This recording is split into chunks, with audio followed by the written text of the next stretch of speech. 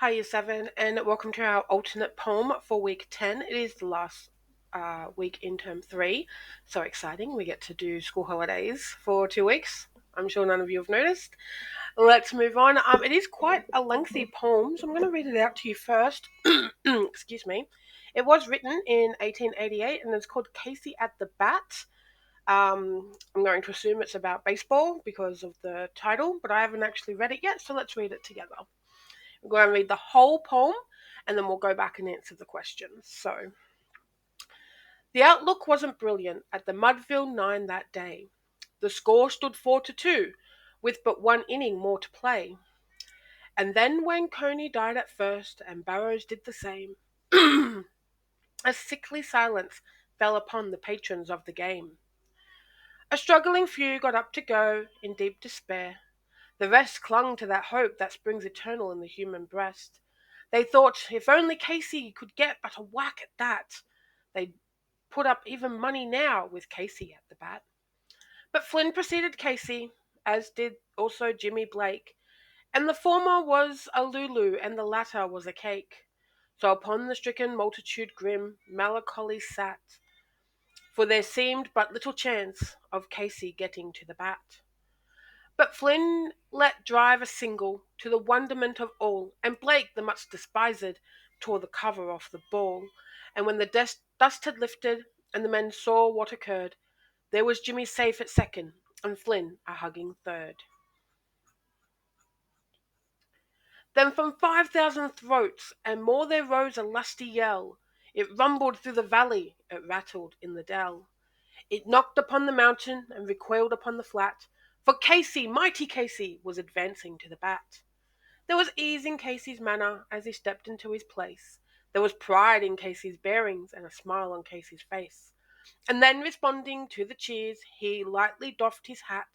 No stranger in the crowd could doubt 'twas Casey at the bat. 2,000 eyes were on him as he rubbed his hands with dirt. 5,000 tongues applauded as he wiped them on his shirt. Then while the withering pitcher ground the ball into his hip, defiance gleamed in Casey's eyes, a sneer curled Casey's lip. And when the leather-covered sphere came hurtling through the air, and Casey stood watching it with haughty grandeur there, close by the sturdy batsman, the ball upheated speed. That ain't my style, said Casey. Strike one, the umpire said. From the benches, black with people, there went up a muffled roar, like the beatings in the storm waves with a stern and distant shore. Kill him! Kill the umpire! Shouted everyone on the stand, and it's likely they'd have killed him had not Casey raised his hand. With a smile of Christian charity, great Casey's visage shone. He stilled the rising tumult, he bade the game go on. He signalled to the pitcher, and once more the spheroid flew. But Casey still ignored it, and the umpire said, Strike two! Fraud! Cried the maddened thousands, and the echo answered fraud. But one scornful look from Casey, and the audience was awed. They saw his face grow stern and cold, they saw his muscles strain, and they knew that Casey wouldn't let that ball go by again. The sneer was gone from Casey's lip, his teeth are clenched in hate. He pounds with cruel violence his bat upon the plate, and now the pitcher holds the ball, and now he lets it go, and now the air is shattered by the force of Casey's blow. Oh, somewhere in the favoured land the sun is shining bright. The band is playing somewhere, and somewhere hearts are light, and somewhere men are laughing, and somewhere children shout. But there was no joy in Mudville, mighty Casey has struck out. And that's the end of the poem. Now, let's have a quick conversation about what the poem is about. Basically, there is a baseball game going on, and the home side is not doing well, and they're like, oh, we need our favourite player, our best player. He needs to bat, he needs to bat. We can't win because Casey is not going to get a chance to bat. And so, luckily, Casey gets his chance. They don't think he's going to, but luckily he does. And he is a little bit cocky, a little bit, like, I got this, guys. Don't worry, I got this.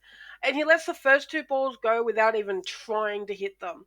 and everyone's getting cranky. They're like, "Hey, umpire!" You guys have seen football games, same sort of thing. Everyone's going cranky at the umpire, but Casey just gives them a look, and everyone's like, "Shush, shush, Casey's got this. Casey's got this." And that's why this last stanza is really great because Casey actually did not hit the ball. He struck out. That means that he fouled. He did not get it. They did not win the game. And so all this poem, this entire poem is leading up to this man of the moment, and Casey loses it. So that's our first video. We're just going through the poem, explaining it a little bit, and then in the next video, I'll go through each question for you. Thanks, guys.